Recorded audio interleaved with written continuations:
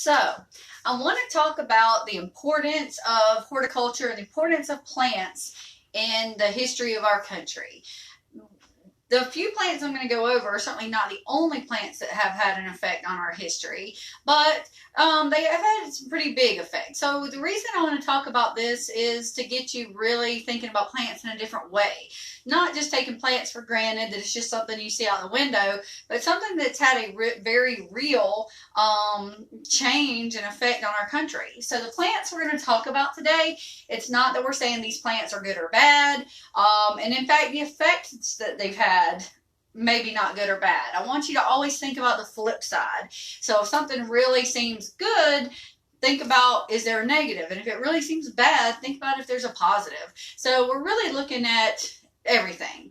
So the first plant I want to talk about is the potato. So back in, say, the 1600s to 1800s, the Irish peasants were they became very dependent on the potato as a staple crop. And that's what they used to feed their families. That's the main thing they ate was potatoes. So around 1845 to 1850, in those years, they were struck with a really bad blight, a really bad potato disease. So if you can imagine being an Irish peasant and you're digging in the dirt and you're trying to come up with a really nice potato to feed your kids, and instead you just come up with a big black mucky mess or rot, that's what happened to these people. And over that time period, about 1 million people starved to death. So you know how we feel in our country in 9/11 when 3,000 people died. It was just unbelievable. Now with COVID, and we're talking about tens of thousands of people dying, it's horrible. So you can only imagine how big of a deal it is to have 1 million people more, 1 million people and more starve to death. So this caused a mass migration to other countries. So the States, we got about 64,000 Irish immigrants right away, and that just increased and increased. But what it means to us today is that we have a really big population with Irish descent. And think about what a big deal St. Patrick's Day is, and towns like Savannah and Boston that have just really large populations of Irish descent. So what it did is it changed our culture. It added diversity. So it was a really bad thing that happened, but out of that bad thing, certainly something good came of it, the diversity of our country today. So the next plant I want to talk about is the mulberry bush. So the mulberry bush is the only food of the lowly silkworm. So silk is a really big product even today. Let me tell you how many thousands of metric tons. Here we are. Even today, 80,000 metric tons of silk are produced yearly, principally by China and India.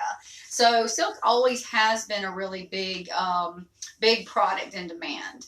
So what happened in the 1400s is Europe went into a bit of a recession. So they were still seeking silk. They were seeking new ways to get the silk. So Columbus was actually sailing, trying to find a new route to the east to get silk.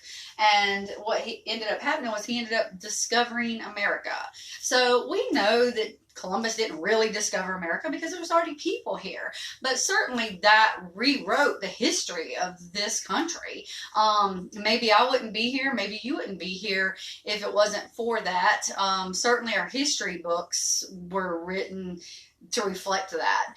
So the good thing is our country is what it is today because of Columbus discovering America. But the bad is that the indigenous native population, the indigenous native culture was wiped out, and that's a tragedy.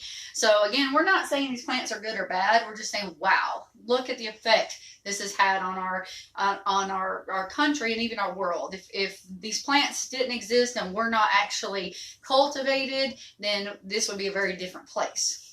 The next plant I want to talk about is poppy. So opium is derived from poppy, and opium is the main ingredient in morphine. So this is really good because this led to our first pain relievers. And if you can imagine soldiers way back in the Civil War that had to have amputations with no pain relief, and on and on. That's really it's really horrible to think about. And pain relief is really important in healing. So the fact that this led to our first pain relievers, there's no morphine in Tylenol, but that's just a little prop. So anyway, the fact that this led to our first pain relievers is really good. Let's look at a flip side. Drug abuse problem in our country. The drug abuse problem in our country is really serious, and it's really serious to a lot of families. So that's the flip side, a positive and a negative, and both of those have had really, really big effects. Cotton. So cotton is a really important crop. Have you ever washed one of these in your pocket? And it came out just fine, didn't it? Thank gosh. Not like a check. If somebody writes you a check and you wash it, you're in trouble.